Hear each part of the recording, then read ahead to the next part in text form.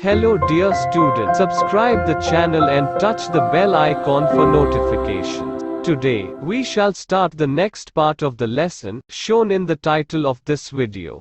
Before watching this video, please read your lesson from your textbook. Okay, now. Laws of reflection भाई दो ही laws हैं, ज्यादा कोई बहुत लंबी कहानी नहीं है, सीधी सी बात है। According to the first law, the incident ray, the reflected ray and the normal at the point of incidence all lie in the same plane. Incident ray बता दिया, जो लाइट आकर के गिर रही है सरफेस पे, रिफ्लेक्टिंग सरफेस पे। रिफ्लेक्टेड रे कौन सी होगी? वो रे जो कि रिफ्लेक्ट होने के बाद वापस जा रही है। नॉर्मल क्या होता है? इंसिडेंट रे समझ में आ गई, रिफ्लेक्टेड रे समझ में आ गई कि नॉर्मल क्या होता है भाई। नॉर्मल हम बोलते हैं कि any line perpendicular to the surface. ये रहा सरफेस, इस पे आप एक लाइन ड्रॉ कर दो जो कि कैसी हो? परपेंडिकुलर। परपेंडिकुलर मतलब क्या? 90 डिग्री। तो कोई भी लाइन जो कि परपेंडिकुलर होगी किसी सरफेस पे, उसे हम कह देंगे नॉर्मल। तो ये आपको एम डैश दिख रहा है, ये क्या है? एक प्लेन मिरर है, ठीक है, प्लेन मिरर है। इसको आप रिफ्लेक्टिंग सरफेस भी कह सकते हो। इंसिडेंट रे आई, इस पे जो आपको एन दिख रही है, एन रेड कलर की आपको दिख रही होगी, ये क्या है? ये नॉर्मल है। एन मतलब कि नॉर्मल, ठीक है। तो ये रही क्या? नॉर्मल। क्यों? क्योंकि इस सरफेस के परपेंडिकुलरली कौन सी लाइन आ गई है? तो ये देखो, नॉर्मली तो आ रही है रेड कलर की लाइन, इसलिए इसको हमने क्या बोला? नॉर्मल। तो ये रही इंसिडेंट रे, ए ओ, ओ बी क्या है? रिफ्लेक्टेड रे, और नॉर्मल क्या है? एन ओ, ठीक है।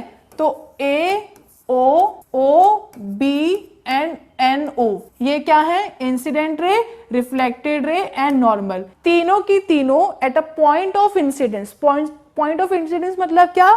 जिस पॉइंट पे आकर के लाइन स्ट्राइक कर रही है हमारे प्लेन मिरर को, उसे हम कहते हैं पॉइंट ऑफ इंसिडेंस। तो ये तीनों रेज पॉइंट ऑफ इंसिडेंस पे क्या होगा?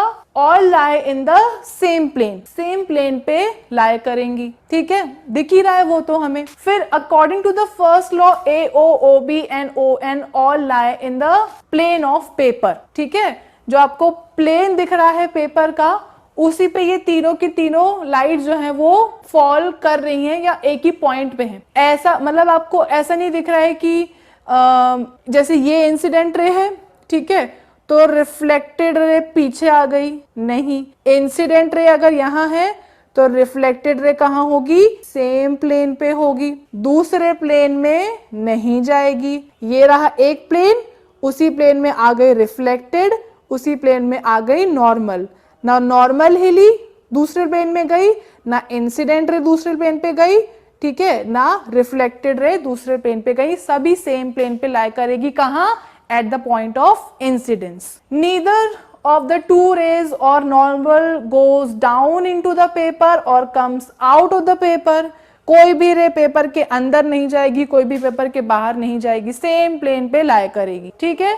चलो अब हम बात करते हैं नेक्स्ट पॉइंट की।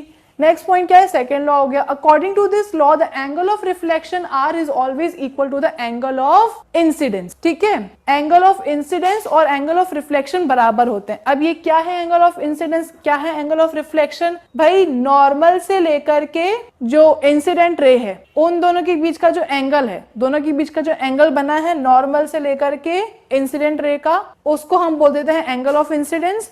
और नॉर्मल से लेकर के रिफ्लेक्टेड रे के बीच में जो एंगल बना है, उसे हम कह देते हैं angle of reflection. Angle of incidence normal से लेकर के इंसिडेंट रे के बीच का एंगल, और रिफ्लेक्शन, एंगल ऑफ रिफ्लेक्शन क्या है? नॉर्मल से लेकर के रिफ्लेक्टेड रे के बीच का एंगल। तो एंगल ऑफ इंसिडेंस को हम कैसे डिनोट करते हैं बच्चों? ये रहा एंगल और ये रहा आई, एंगल ऑफ इंसिडेंस। और एंगल ऑफ रिफ्लेक्शन को कैसे डिनोट करते हैं? ये रहा एंगल और ये रहा आर, एंगल ऑफ रिफ्लेक्शन, ठीक है। तो यहां देख लो कि according to this law, the angle of reflection is always equal to the angle of incidence, यानी कि एंगल आई बराबर होता है किसके? एंगल ऑफ रिफ्लेक्शन के।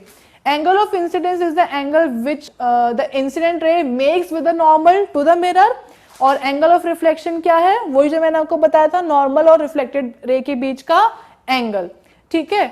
तो इनने बोला है कि अगर एंगल ए ओ एन, यानी कि एंगल ऑफ इंसिडेंस कितना है भाई? ए ओ एन कितना है यहाँ पे, और एंगल एन ओ बी नाम दे दिया इनने कि एंगल AON क्या है, एंगल ऑफ इंसिडेंस है, और एंगल NOB क्या है, एंगल ऑफ रिफ्लेक्शन है, यानी कि एंगल R है। ठीक है, आगे बढ़ते हैं। आगे क्या है, अगर ये बोल रहे हैं according to second law angle R is equals to angle I। ठीक है, एंगल I अगर क्या है 60 डिग्री है तो हमारा एंगल R भी क्या हो जाएगा 60 होगा। अगर एंगल I 30 है तो हमारा R भी 30 हो जाएगा। यानी कि जो एंगल बना करके इंसिडेंट रे आई थी नॉर्मल पे, नॉर्मल से जो भी एंगल बना करके आई थी इंसिडेंट रे, उसी एंगल पे रिफ्लेक्टेड रे क्या हो जाएगी, वही सेम एंगल बना करके जाएगी रिफ्लेक्टेड रे। अगर इंसिडेंट रे नॉर्मल से 30 डिग्री का एंगल बना के आई थी तो रिफ्लेक्टेड रे क्या करेगी, वो भी नॉर्मल से 30 डिग्री का एंगल बना करके निकल जाएगी। ये रहे दो लॉज। अब एक और चीज है कि अगर कोई लाइन ऐसी है जो कि नॉर्मल पे ही पड़ रही है, ठीक है, वो कैसी है, अगर नॉर्मल पे ही पड़ रही है तो क्या होगा, उस केस में ये देखो ये था नॉर्मल और इसी पे क्या हो गई, लाइट इंसिडेंट हो गई। अब क्या होगा, अब हम बोलेंगे incident ray is along NO यानी कि नॉर्मल, एंड रिफ्लेक्टेड रे भी क्या होगी, NO के ही अलोंग होगी। जो लाइन नॉर्मल पे पड़ेगी वो वापस नॉर्मल को ही फॉलो करके जाएगी, यानी कि एंगल ऑफ इंसिडेंस भी R 0 और एंगल ऑफ रिफ्लेक्शन भी हो गया 0। It means that a ray of light incident normally on the mirror retraces the its path on reflection। जो लाइट नॉर्मली इंसिडेंट होगी यानी कि परपेंडिकुलर डायरेक्शन बना करके आएगी रिफ्लेक्टिंग सरफेस पे, वो रिफ्लेक्ट कैसे होगी, अपने पाथ को रिट्रेस करेगी, उसी पाथ से वो वापस चली जाएगी।